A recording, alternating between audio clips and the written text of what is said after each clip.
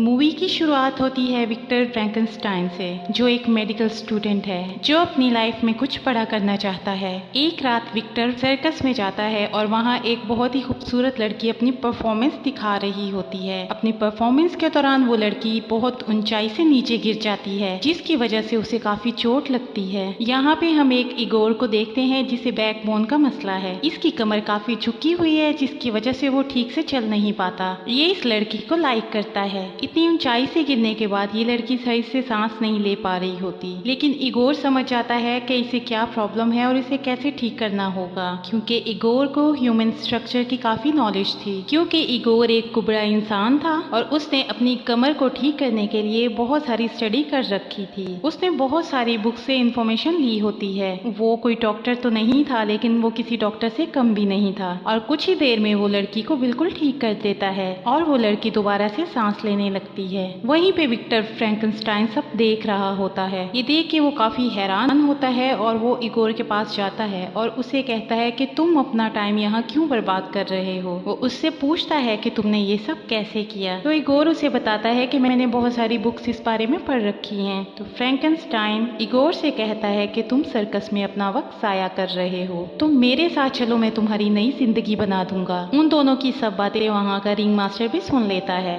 जो उस जगह का ऑनर होता है। उनकी बातें सुन के उसे बहुत गुस्सा आता है, क्योंकि इगोर वहाँ से जाना चाहता है। वो इगोर को जाके एक पिंजरे में बंद कर देता है और उसे थ्रेटन करता है कि अगर तुमने यहाँ से जाने का सोचा तो मैं तुम्हें पुलिस के हवाले कर दूंगा, क्योंकि तुम मेरे गुलाम हो और जितनी भी तुमने ह्यूमन बॉडीज की रिसर्च की है और स्टडी करके इसके बारे में जाना है, वो सब चुराई हुई बुक से की है और ये सब मैं पुलिस को बता दूंगा। और तुम्हारी सच्चाई को जानने के बाद पुलिस जरा भी देर नहीं लगाएगी तुम्हें अपने साथ ले जाने के लिए। अभी कुछ ही वक्त गुजरा होता है कि विक्टर फ्रैंकनस्टाइन वहाँ पे आ जाता है और इगोर को उस पिंजरे से आजाद करके भागने लगता है। सर्कस के दूसरे लोग भी उन्हें देख लेते हैं, लेकिन बहुत ही मुश्किल से वो किसी तरह से इगोर को वहाँ से निकाल के अपने घर ले आता है। घर पे पहुँचते ही विक्टर फ्रैंकनस्टाइन इगोर की बैकबोन में एक इंजेक्शन लगाता है, जिसकी वजह से वो गंदा मटेरियल उसमें से निकाल फेंकता है ताकि उसका बॉडी पोस्चर्स ठीक हो सके। और यहाँ पे इगोर ठीक भी हो जाता है। लाइफ में पहली बार वो ठीक से खड़ा हो पाता है, यानी कि इगोर अब कुबड़ा इंसान नहीं रहा, वो बिल्कुल नॉर्मल इंसान बन चुका था। दूसरी तरफ हम पुलिस ऑफिसर्स को देखते हैं, जो कि कुछ लोकल कत्ल और इगोर के मिसिंग होने के बारे में इन्वेस्टिगेशन कर रहे होते हैं। विक्टर इगोर को बताता है कि मैं एक एक्सपेरिमेंट कर रहा हूँ जिसका नाम रिवर्सल ऑफ डेथ है, यानी मैं किसी मरे हुए इंसान या किसी मरे हुए जानवर को दोबारा से जिंदा कर सकता हूँ, लेकिन इसके लिए मुझे बहुत काम करना है और तुम मेरी इसमें हेल्प करोगे। तभी वो इगोर को एक कंटेनर में इंसानी आंखें दिखाता है। इसमें से जब वो करंट पास करता है तो वो आंखें मूव होने लगती हैं। इगोर इतना स्मार्ट होता है कि यहाँ वो विक्टर की गलती को ठीक करता है। वो विक्टर को बताता है कि तुमने आंखों के नर्व्स को ठीक से अटैच नहीं किया। ये देख के विक्टर बहुत खुश होता है कि उसने उसकी गलती ठीक की और वो बहुत ज्यादा इम्प्रेस हो जाता है और वो इगोर को अपना असिस्टेंट बना लेता है। वक्त गुजरने के साथ साथ वो दोनों मरे हुए जानवरों के बॉडी पार्ट्स इकट्ठे करते हैं। ये दोनों मिलके डिफरेंट बॉडी पार्ट से एक जायंट चिंपैंजी बनाना चाहते हैं और ये क्रिएशन किसी मॉन्स्टर से कम नहीं होगी। ये साइंस को एक नेक्स्ट लेवल पे लेके जाना चाह रहे होते हैं। काम करने के बाद विक्टर और इगोर एक पार्टी में जाते हैं और वहाँ इगोर उसी खूबसूरत लड़की को देखता है जो कि सर्कस में गिर जाती है और जिसे इगोर लाइक करता है। वो लड़की इगोर को पहचान तो नहीं पाती, लेकिन इगोर अब भी उसे बहुत मोहब्बत करता है। यहाँ पे हम देखते हैं कि विक्टर इगोर को उस लड़की से दूर रहने के लिए कहता है और उसे बताता है कि वो लड़की तुम्हारे लिए डिस्ट्रैक्शन है, क्योंकि अगर तुम्हारा फोकस उस लड़की पर गया तो तुम अपने काम को ठीक से कर नहीं पाओगे। इसके बाद हम देखते हैं कि ये दोनों अपने घर वापस आ जाते हैं। यहाँ पे हम पहली बार उस मॉन्स्टर चिंपैंजी को देखते हैं जो कि डिफरेंट इलेक्ट्रिक वायर्स में जकड़ा होता है। अब इलेक्ट्रिसिटी गुजारने का टाइम है। अब चिंपैंजी से इलेक्ट्रिसिटी गुजारी जाती है ताकि वो फिर से जिंदा हो जाए। इगोर काफी कंफ्यूज हो रहा होता है, लेकिन उसकी कंफ्यूजन उसी वक्त दूर हो जाती है जब मरा हुआ चिंपैंजी मूवमेंट करने लगता है, यानी कि इनका एक्सपेरिमेंट कामयाब हो चुका है। उससे नेक्स्ट डे विक्टर अपनी साइंस को प्रूव करने के लिए विक्टर फ्रैंकनस्टाइन उस चिंपैंजी को अपनी यूनिवर्सिटी में लेके जाता है। यहाँ पे थोड़ी सी मुश्किलें तो आती हैं, लेकिन चिंपैंजी जिंदा होने के बाद इधर उधर अटैक करने लगता है, लोगों को नुकसान पहुंचाने लगता है। ये सब देखते हुए विक्टर अपनी ही क्रिएशन यानी कि चिंपैंजी को अपने हाथों से मार देता है और विक्टर को उसकी यूनिवर्सिटी से निकाल दिया जाता है, क्योंकि विक्टर ने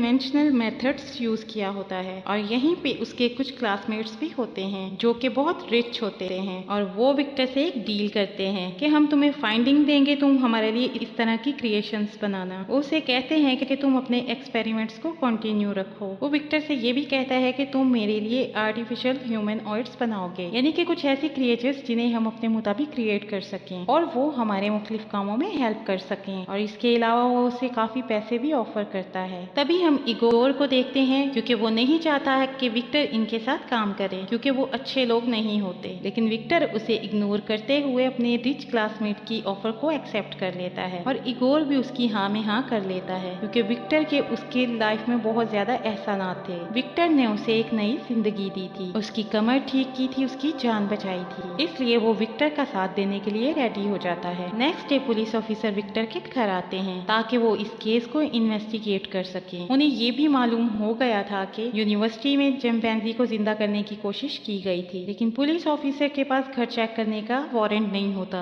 इस वजह से विक्टर उन्हें इस चीज की परमिशन नहीं देता, तब वो डिसअपॉइंट होकर वहाँ से चले जाते हैं। नेक्स्ट सीन में हम देखते हैं कि इगोर उस सर्कस वाली लड़की से मिलता है जिसे वो लाइक करता है और वो लड़की उसे समझाती है कि तुम विक्टर को मना करो कि वो ऐसे एक्सपेरिमेंट्स ना करे वरना वो फिर से कोई मॉन्स्टर बना डालेगा। इसके बाद ये दोनों बहुत सारा वक्त एक दूसरे के साथ स्पेंड करते हैं। उस लड़की से मिलने के बाद इगोर जब वापस आ रहा होता है तो वो देखता है कि पुलिस ऑफिसर विक्टर के घर का दरवाजा तोड़ रहे होते हैं। तभी इगोर दूसरे दरवाजे से अंदर जाता है और विक्टर को भागने के लिए कहता है और उससे बताता है कि तुम्हारा इन्वेस्टर, तुम्हारा क्लासमेट, उसने हमारे भागने का इंतजाम किया हुआ है। लेकिन विक्टर वहाँ से नहीं जाता और सारी मशीनरीज को वहाँ तोड़ना शुरू कर देता है क्योंकि वो चाहता है कि ये मशीनरीज किसी और के हाथ ना लगे। इतनी ही देर में पुलिस ऑफिसर अंदर आ जाता है, उनको गन दिखा के रोकने की कोशिश करता है लेकिन वो नहीं रुकते। तभी पुलिस ऑफिसर और विक्टर की आपस में लड़ाई होना शुरू हो जाती है। इस लड़ाई के दौरान विक्टर पुलिस ऑफिसर को धक्का देता है जिसकी वजह से उसका हाथ गेयर में आ जाता है और उसका हाथ कट जाता है। अब पुलिस ऑफिसर का एक हाथ नहीं रहा और ये दोनों वहाँ से भाग के एक कैरेज में अपने फ्रेंड के घर चले जाते हैं जिसने इस प्रोजेक्ट को फंड किया है। वहाँ पे उनका दोस्त यानी कि वो इन्वेस्टर इनको बहुत सारे पैसे देता है और इनसे कहता है कि तुम मेरे प्रोजेक्ट पर काम करो, कि तुम एक आर्टिफिशियल ह्यूमन बनाओ। अब क्योंकि यहाँ काम करना सेफ नहीं था इसलिए इन्वेस्टर उन्हें कहता है कि तुम दोनों यहाँ से स्कॉटलैंड चले जाओ, वहाँ पे मेरा एक फैमिली बेंगलोर है और तुम दोनों वहाँ इजीली काम कर सकते हो। इगोर फिर से विक्टर को कन्विंस करने की कोशिश करता है कि तुम इन चीजों में ना पड़ो, लेकिन विक्टर उसकी एक नहीं सुनता और स्कॉटलैंड के लिए चला जाता है ताकि वो अपने एक्सपेरिमेंट्स पे काम कर सके। जैसे ही वो स्कॉटलैंड जाता है तो रिच इन्वेस्टर इगोर के पास आता है। वो इगोर को बताता है कि जैसे ये एक्सपेरिमेंट कंप्लीट हो जाएगा मैं विक्टर को मार दूंगा और उसके बनाए हुए आर्टिफिशियल ह्यूमन को मैं एक वेपन की तरह यूज करूंगा, क्योंकि वो आर्टिफिशियल होगा इसलिए ना उस पे कोई गोली असर करेगी ना ही उसे कोई मार पाएगा और वो मेरे ऑर्डर पे चलेगा। ये सब बताते ही वो इगोर को हाथ पांव बांध के पानी में फेंक देता है। बहुत मुश्किल के बाद इगोर अपने हाथ पांव रस्सी से खोल के पानी से ऊपर आ जाता है और अपनी जान बचाने के बाद वो उसी सर्कस वाली लड़की के पास जाता है और उसे बताता है कि विक्टर की जान खतरे में है, हमें मिलके विक्टर की जान बचानी होगी। तभी ये दोनों स्कॉटलैंड के लिए रवाना होते हैं ताकि विक्टर को बताया जा सके कि उसकी जान खतरे में है। यहाँ पे पहुँचते ही वो विक्टर को सब कुछ बता देता है कि तुम्हें यूज किया जा रहा है और तुम्हारी जान को खतरा है। सब जानने के बावजूद भी विक्टर इस